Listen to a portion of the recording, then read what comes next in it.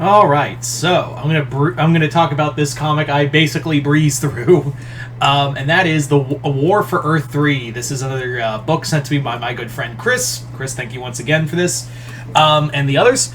So, the War for Earth-3. Let's get into it. War for Earth-3 is a event that is a Suicide Squad, Flash, and Teen Titans event involving Earth-3, which is Earth-3 is the evil counterpart Earth. That's the world of the crime syndicate, like Ultraman, Superwoman, and everything else. So basically, this was an event that was. It feels like it's a small forced event. Like this really feels like it should have just been a Suicide Squad story because Flash and Teen Titans really have no effect on this. What do I think of this book? It's okay. Is it like a major event? Not really. But I do like to see, like, these are the kind of events I do like to see every now and again, where it's these little small events that don't really have a major effect on anything. It's just a small, hey, it's a little, like, it's not really a crisis. It's not really like a major, oh my god, it's shifting the event. It's kind of like what Carnage Reigns is doing right now with, it's just a small-time event, really not doing a major impact on anyone, but it's fun. So yeah, it's one of these, but really, I feel like this was really, it was really stretching the word event. So, what is the story? So the story is, like I said, this does take place on Earth-3, the crime syndicate Earth. So, in this comic, Waller, it's been said in the Robbie Thompson Suicide Squad comics that basically what it is that what has happened is that Amanda Waller has gathered an army of villains from across the multiverse and has laid siege to Earth-3 to take it over and basically take it away from the crime syndicate. However, Rick Flag has caught on to Waller's scheme and is basically like, nope, not going to let that happen. So he and Peacemaker put together a team to fight back against and stop Waller. Meanwhile, and also the Flash and the Teen Titans also get wrapped up in the shenanigans too. So, yeah.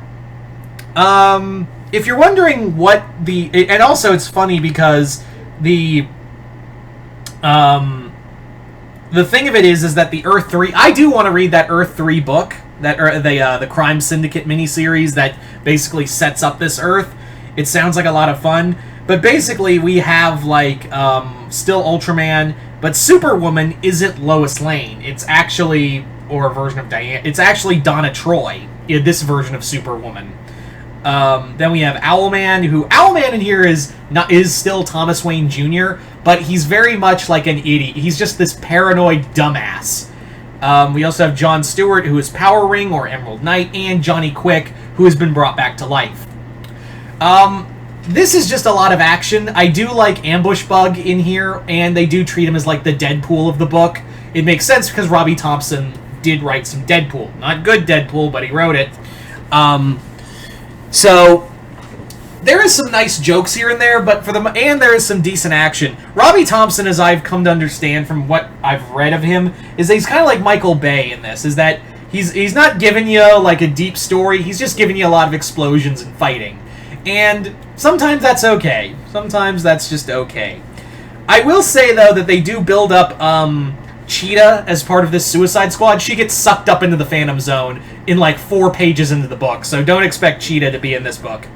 And Waller, if you didn't hate that bitch to begin with, oh my god, you will really like, Waller does some horrible things. I also, like, I never read the Suicide Squad books, the Robbie Thompson era, the new Suicide Squad that's Robbie Thompson's doing, and I thought, why the hell is Superboy on this team? Like, why the hell is Superboy here? And then it turns out it's not Superboy, it's Match. It's the Superboy clone. In here, he just goes bizarre. Like, he kind of like hulks out, or rather bizarros out. So, the Flash gets involved in here because Mirror Master is part of Rick Flag's team, and they're both trying to, he and him battle Johnny Quick in order to keep him from getting the Cosmic Treadmill, which is part of Waller's plan. And then the Titans Academy really has less to do in here. Like, Yeah, really, like, there's no reason for the Titans to be here. Flash, it really is just like, why is, like, Flash barely, like, he's just like, oh shit, that was weird, I'm gonna move on with my life now. So yeah, the Titans rarely do anything either.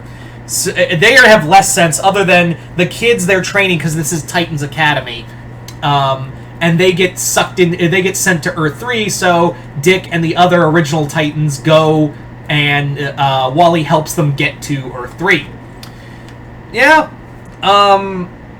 This also does... I think this was supposed to be, like, some setup to Dark Crisis. I do feel like there was some... Especially at the end, it really does mention, like, stuff with Dark... like, builds to Dark Crisis. So, yeah. I'd like to read that in trade. That'd be cool. Yeah.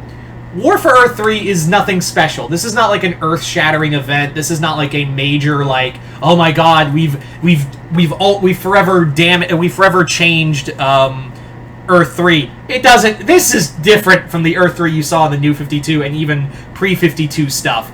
This is...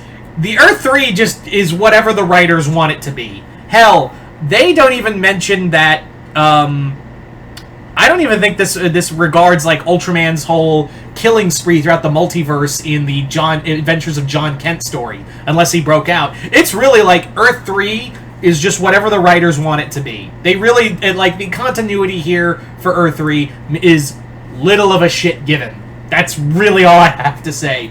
But it is fun. Like, this book is fun. Does it, did this need to be an event and could have just been a Suicide Squad story?